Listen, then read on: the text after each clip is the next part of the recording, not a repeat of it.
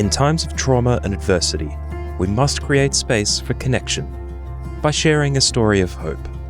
Welcome to Stories of Hope Worldwide, hosted by Kerry Atherton. This podcast shares inspiring stories of individuals who have faced significant challenges and emerged stronger, offering hope and resilience to listeners all over the world. Join Kerry, the founder of Stories of Hope, every week to hear these remarkable journeys and find strength to overcome your adversity. Now, let's listen in to this week's conversation.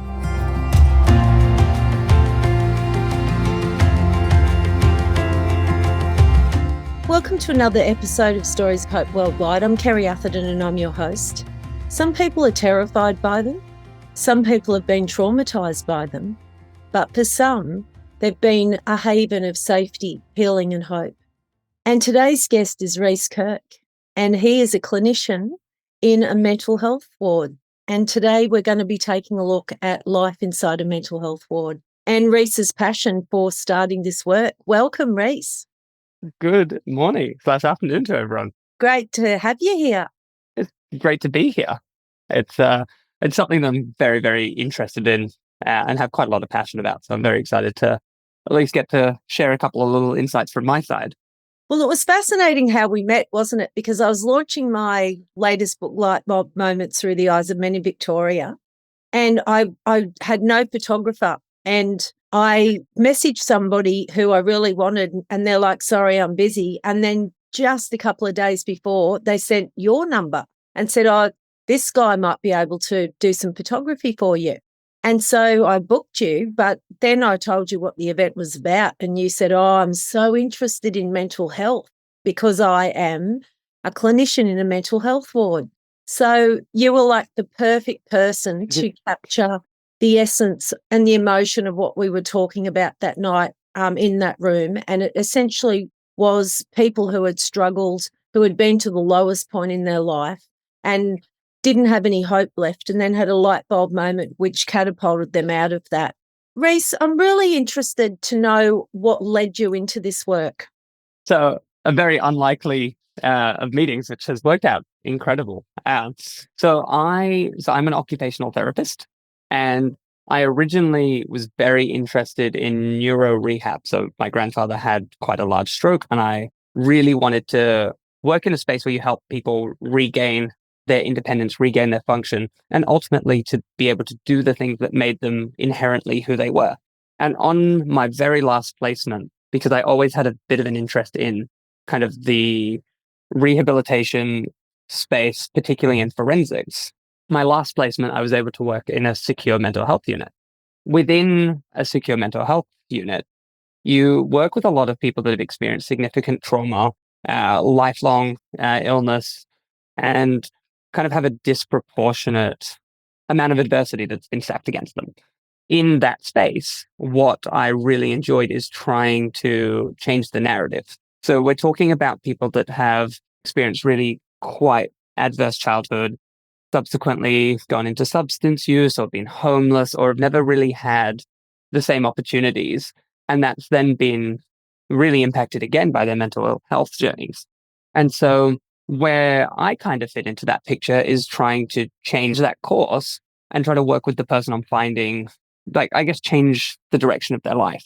The secure unit that I was at was the last line of adult psychiatry. It was kind of we're not too sure how to make any difference. So we got to do a lot of really meaningful one-on-one and really get to learn about the person opposed to just talking about the diagnosis. And that's the bit that I've really liked about the OT side, is that we really build on purpose and we really look for hope. And so we're really trying to shift our frame of mind from saying like, this is a person with this mental health thing and there's no hope, to saying, okay, this is what we have. Let's put that to the side. What makes us who we are? What are our values? What are our roles? And what's our purpose? And so it's really helping work with someone to find that hope. And what I found a lot was a lot of the people I worked with never were given that opportunity.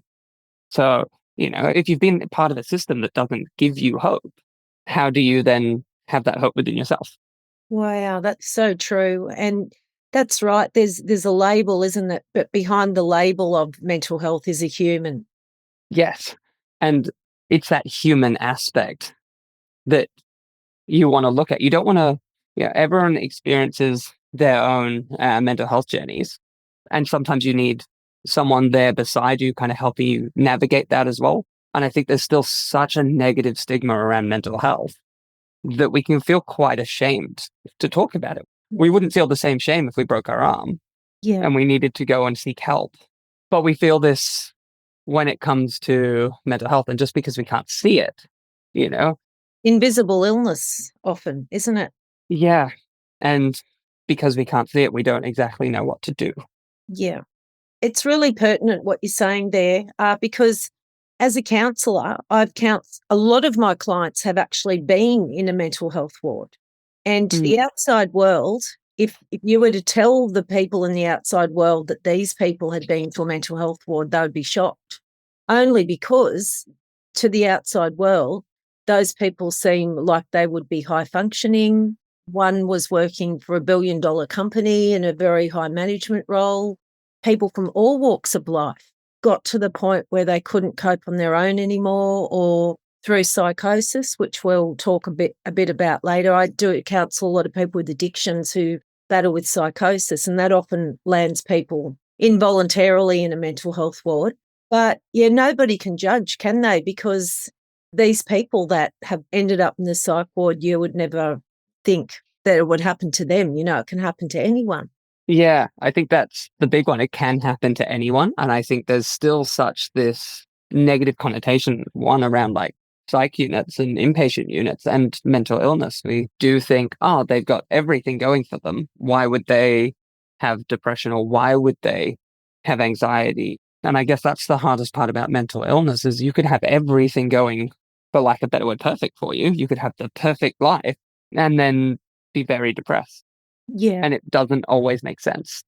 Yeah. And you mentioned some of the causes before. One, a predisposition, genetics, having a relative that struggled with mental health, trauma, and as a flow on from that, addiction problems. And there's many reasons, isn't there, that somebody can struggle with their mental health.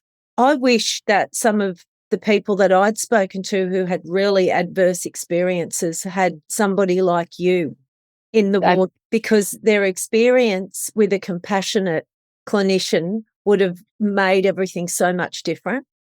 And I think that's also where I kind of try to take my frame of reference and how I want to be as a clinician is, what would I want if I was in this position? And outside of all of the theory and all of the trainings, and you can look at it from a very clinical perspective, but at the end of the day, you just want to be treated like a human, not a number, not a diagnosis, and sometimes you just need someone to hear your story and say, yeah, that is tough. Like, I understand, and I'm here. Like, one of the biggest things that I've found is sitting down and not having my own set of questions and saying, what brought you to hospital? Why is this? Why is this? It's saying, okay, tell me about yourself. Who are you inherently? And I think the three biggest things that I want to know is what makes you you, and what do you find meaningful, and how do we get you back to that? That's great. So having that kind of thought process means that when we're trying to, work towards a recovery and we're going down a recovery journey, if we're doing it together and we're doing it towards something that you want, maybe you don't have the hope yet, so I'll hold on to the hope for us. Yeah. And then at the end of this, I'm hoping to give you that hope to keep it going forward. And that's a big one that I try to take, is that we have to do this together. And so I need us to work together. It can't be me telling you what to do. Yeah. So it's that dynamic. It's a constant change. One of the things that you just mentioned as well around like the inpatient units and psychiatric units is one of the things that I find the most interesting, is that there's such a negative stigma around inpatient units and acute units and psych units and psych hospital, because every movie, every TV show, the psych unit is the padded room, it's the straitjackets, it's always painted really negatively. But when you need it is when it's meant to be this beacon of hope. It's meant to be a place that you can come and feel safe and you can get assistance the same way you would go to the emergency room if you needed the help, the same way you take your car to the mechanic when it needs help. We don't always love going to the mechanic. Yeah, Um, that's right. but they're inherently quite scary places. And very scary for the person in the state of mind that they're in when they arrive. It's often the case, isn't it? Our last emotional experience will be our first one next time. So if people had a bad first experience or gone in a state where, they're really feeling really low, the thought of going back there again can be very traumatizing. And that's something on the Sunshine Coast in the hospital system here that we're experiencing a lot of that re-traumatization for people who actually have to end up going into a mental health unit. I just love that so much, how you said it's about just sitting with the person and holding on to the hope for them. I worked in schools for about 12 years, and when I was thinking about our interview today, I was thinking about when you're working in the locked ward, that it could be very much like this, that you feel like there's not a lot you can actually do to help change their life, but you can help change their day. And I often used to feel like what I was doing was just the Band-Aid, because they were going home to the same situations that they were struggling with, and they couldn't get out of them because they're children. And these people are living in a place, where in the locked ward, some of them will never rehabilitate, will they?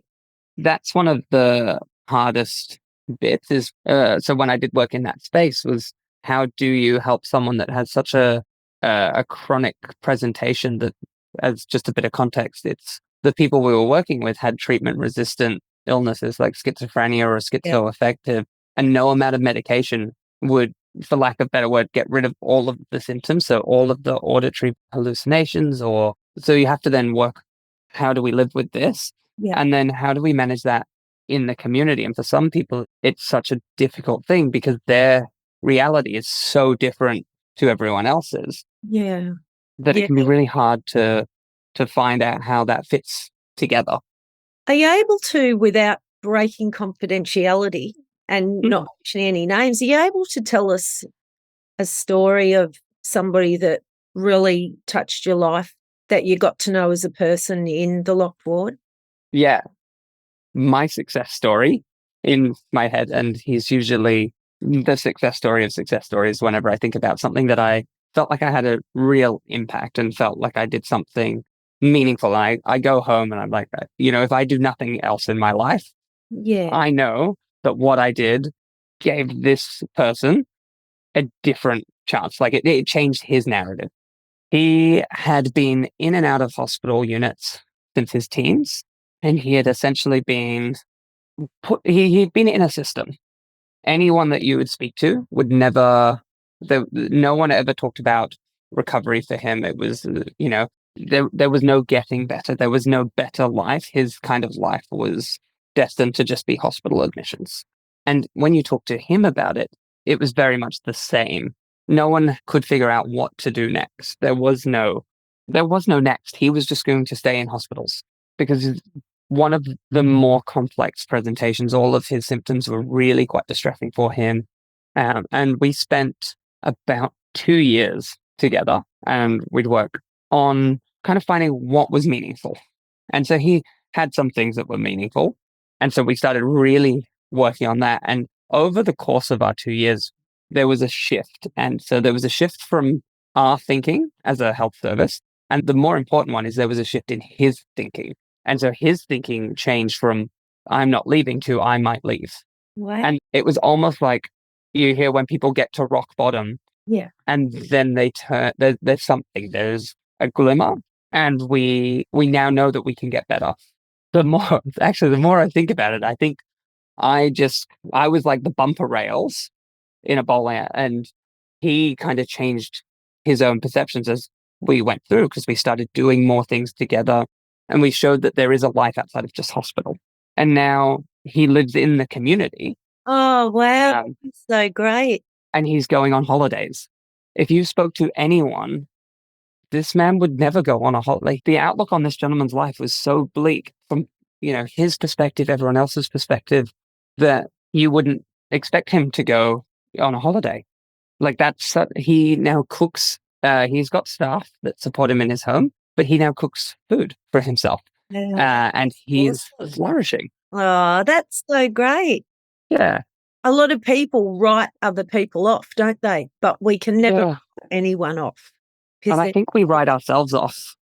I think like a lot of people do write everyone off. Say they're too far gone.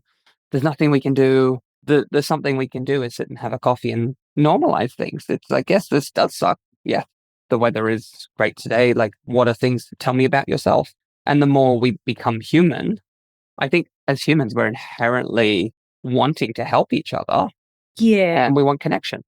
And I think because we spent so much time, we built a connection and then it was able to be like, I think there's more. I want to do my part to show you that there's more. And so from my side, we did so much to get funding in place and housing. And he was on the whole journey with us from everything from like, what color do you want the house walls? Like, because in these units, you don't have that much choice. And so giving someone, I never would have thought about it, but like the choice of what color would you like your bed sheets? Yeah. It's a huge choice. That people don't put a lot of thought into at times, but for the person that's locked in a ward, that's massive. Yeah. Thanks for sharing that. That's really an amazing story. I love that. Yeah. For someone that was never going to have life in the community to now going on holidays is just, it reminds me kind of constantly that no matter your position, there is a better. There is an option, there is hope. And so sometimes if you don't have that hope, like I said, I'll hold the hope. And at the end of this, you can then take it from me and you have your own hope. Oh, we need more of you in the world. I think we need more of you. Oh, yeah. Well, we've got the same passion, haven't we, to help people that have really seen the very worst of life. Yeah. And I think seeing that worst, and if you come from a position where you've only ever seen the worst, it's really hard to see that there is better. Yeah. Some people, we're all born in different starting points, and some of us are born into really good positions, and some of us are born into really difficult positions. And so it's, how do we use what we have to have a meaningful life or a purposeful life? And sometimes you need a little bit of help. And I think we're getting better as a whole society of asking for that help. But I think, if we just bring that to mental health, at least, there's so much stigma still. Yeah. And asking for help can be difficult. And hopefully that's, by sharing these stories, that's what we can break down, working together. Yeah. So you've got a new role now. You've moved out of the locked ward, and you were sharing with me before what you're doing now, which I think is really exciting. Yeah. So I went from kind of the long-term rehab to now the acute inpatient setting. So kind of back to that crisis, immediate, what most people think of as the psych unit is now where we are for young adults. First point of call? We're kind of just after ED. If you ever had to go to ED and you needed a bit of a longer stay or a bit longer help, that's where we now come in. And I think we're working with people now at that point of crisis. For some, it's rock bottom. For some, it's just a place where they come because they need a little bit of help and they know that this is a safe place. And so it's trying to make everyone see it as a place that you could come for help, opposed to it being the scary, very negative psych unit. Yeah. And you're predominantly working with people that are 17 to 26, is that right? Yeah. I think that's such an interesting age. And I've come from now working with people later in their life, around those 30s, 40s, now stripping it back to people kind of just starting to experience life outside of schooling. And it's a very interesting time because I think if you can help someone early and you can help show people that there is some possibility, then you might be able to change, what comes next. Like we couldn't change what's already happened, but can we change what this looks like going forward? I love that. And I'm very much about working in prevention and early intervention. It's really massive for saving lives. And as a counsellor, I get people come to me when they've hit rock bottom. And I'm sure you'll agree that it's very rewarding, but helping somebody mop up the pieces of the pain that they've been through and when everything has fallen apart, it's very sad. And when I sit there, I think if only you'd come for help sooner, you could have avoided so much pain in your life. And that was why I wrote this last book as well, Light Bulb Moments. But you're right at that point where people are coming in early and with the 17 to 26-year-olds. I don't like to use this word even, but I don't really know what else to say. What are the trending things, problems that young people are coming into presenting at the emergency department with health? I think, and again, I think some of the things that we kind of see a bit consistently is a lot of hopeless and helpless themes. And that's kind of, and I know this can be a bit difficult for some people to talk about. So there's a lot of themes around suicide. And we also, though, have the beginnings of like first episodes in early psychosis. And so it's two different kind of streams to look at. Yeah. And they present very differently in a mental health journey of what comes next. What do you think, though, would be the underlying reasons? So, for instance, with psychosis, I mean, in the area that I work in with addictions, I see a lot of young people more so now today than, before, struggling with psychosis as a result of drug use because what's being put in the drugs is different. And yes, thank you for giving that warning. So we are mentioning suicide today. And if you need help, call Lifeline on 131114. But with the suicide, what are some of the reasons that people have gotten to that really low point? Do you get to talk to your clients about that? I'm a very big advocate for having those conversations. And whilst they are uncomfortable conversations, it never gets easier having these conversations because you are talking about something so personal and so extreme and so difficult to talk about. For all intents and purposes, me, a complete stranger, is asking you about the most complex of your situations and asking you to let me in. Yeah.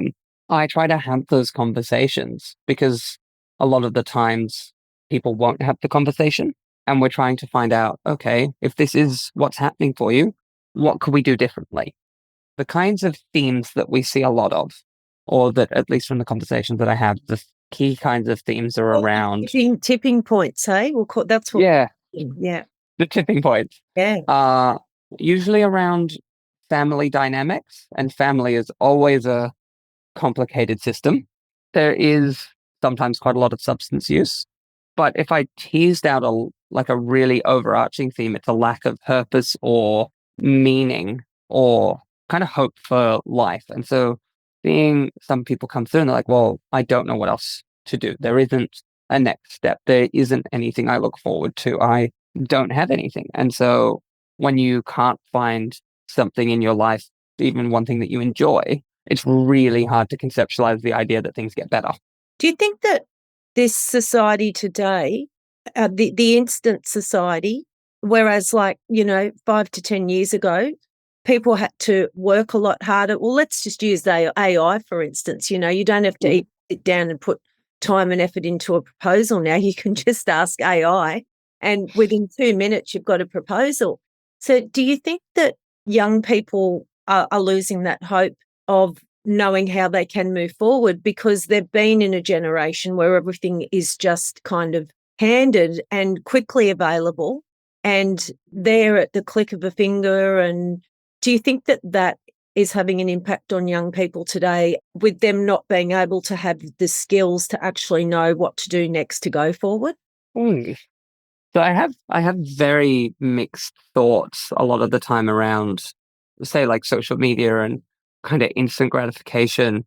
I think social media has made things like, if I think about what's trending and like the direction of things, I think we do talk more now and more younger people are more openly discussing what's going on for them. And I think on that side, it's really beneficial to hear that other people are experiencing similar and you can use other people as little beacons of hope, or that you might go, oh, that is happening to me. And that is why I want to go and seek help, or I want to explore this further. So I think, there's a lot of really good work being done in kind of normalizing that mental health is a thing and not stigmatizing it.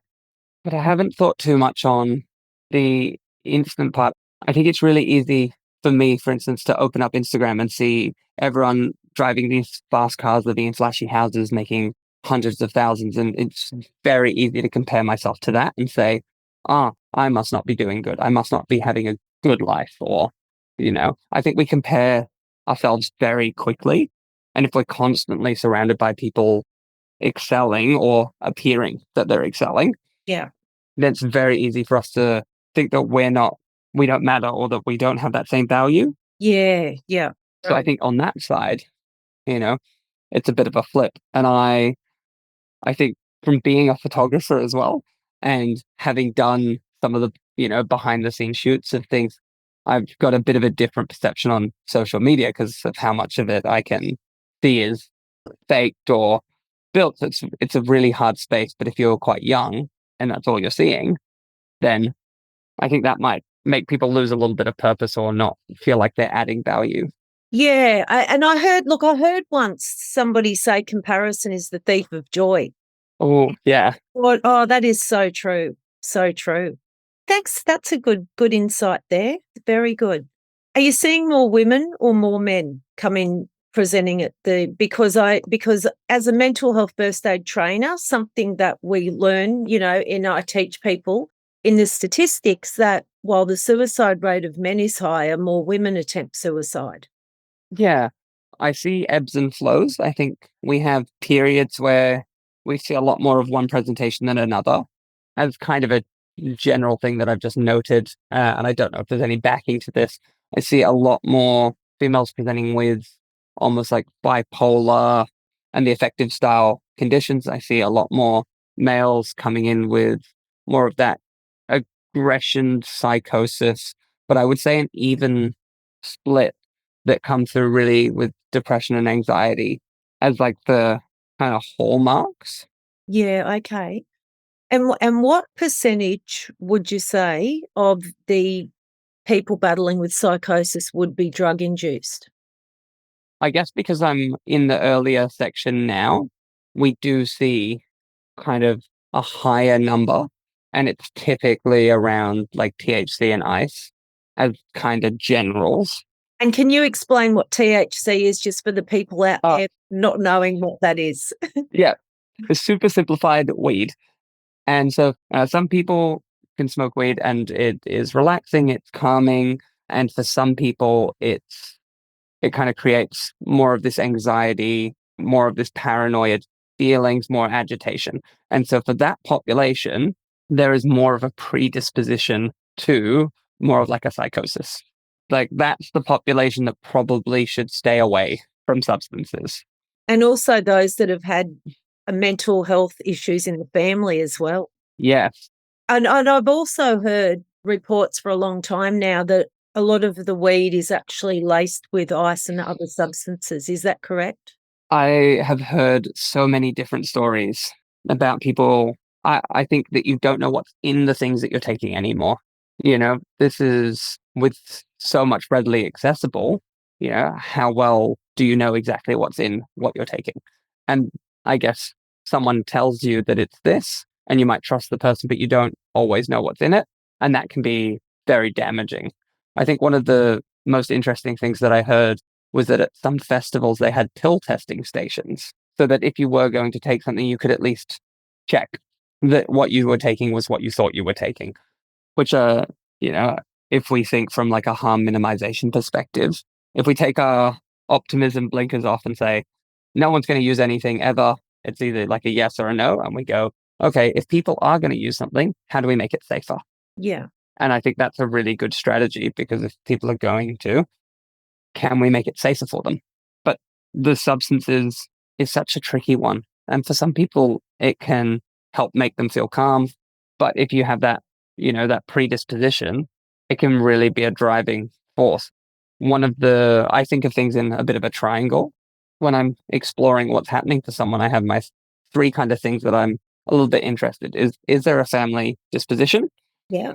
Adverse childhood or trauma, and substances? Because if we have these kind of three, it's more likely that you'll develop a mental health condition or that it'll be more severe because there's so many different factors at play.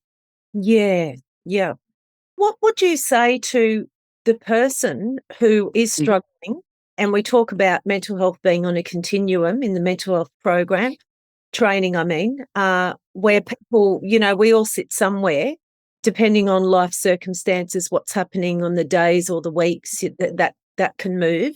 Well, what would you say to the person who's been struggling for, say 4 or 6 weeks or more, and they're day after day, they're feeling like under a 5 out of 10, maybe a 3 or 2 out of 10?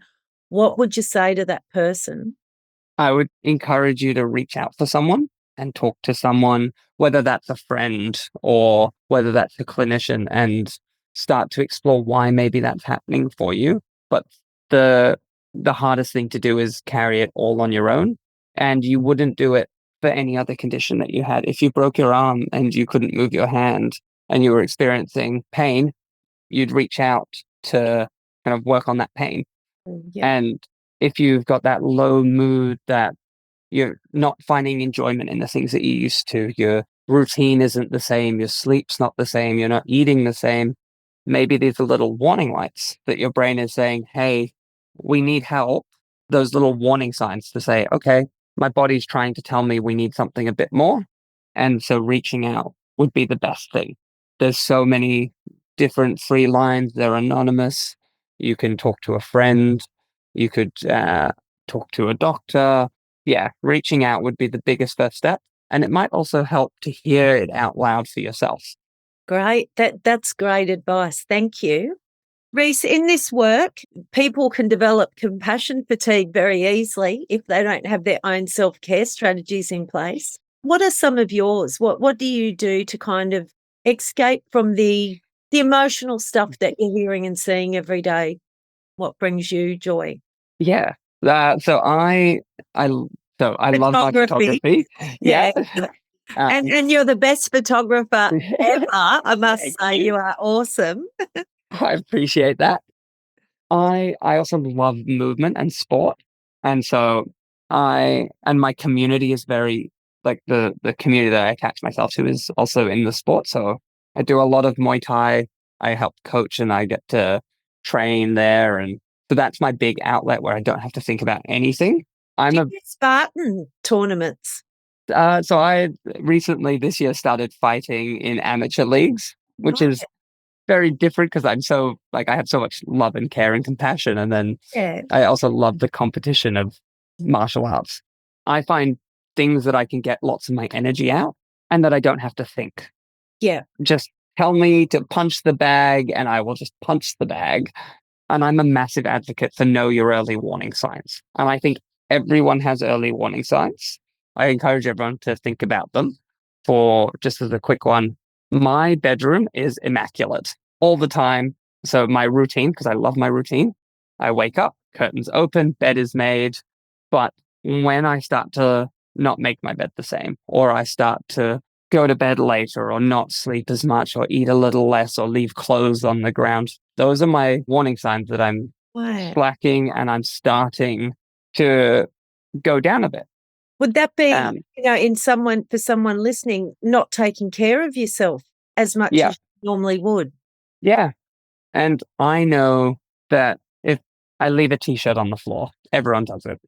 But then I leave 2 or 3 and I don't pick them back up and I'm not sleeping. And suddenly all the things that I value and that really matter to me in my routine start to drop off. Yeah. And the more that drops off, the worse I feel. And then if I don't catch them soon enough, then I get into a very low point. So when I start to be like, oh, my room's looking pretty bad, and I guess I have been going to bed at 2 a.m. the last few nights. What's going on here? Yeah. Are we okay? Or you might not talk to your friends as much, and you're a very social person. And so that's when I reach out. And that's hard. That's hard. And I can say, I tell people all the time, like, you should reach out, you should talk to people. It's hard even as a clinician to do that. And sometimes it takes us a while to realize that we need help. We're like, oh, you look back at it and you're like, yeah, I haven't slept in 3 days and I've had nothing but Doritos and soft drink. Probably something wasn't going good. I love the way you just explained that. No, that was really great. Yeah, so moving your body, getting stuff out, exercise, photography, and not thinking. Yeah. Watching your early warning signs. That's really great info. Rhys, what's your greatest light bulb moment?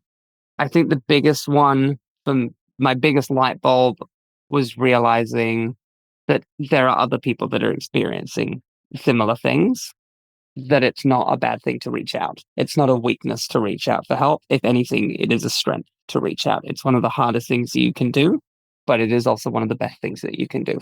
And that there is always hope. I think there is always a light. Sometimes it's just hard for us to find it. That's a great way to end. I was going to ask you what your message for the world was, but I think you've discovered it. Yeah, always hope. It just sometimes it's a little bit harder to find, and sometimes you need someone to help you find it. That's great. Oh, I've loved our chat so much today, Rhys. So have I. I'm really glad we got to meet how we did. I know, and I'd love to catch up again and talk about this whole topic further. Oh, absolutely. I could talk on all of these things all day.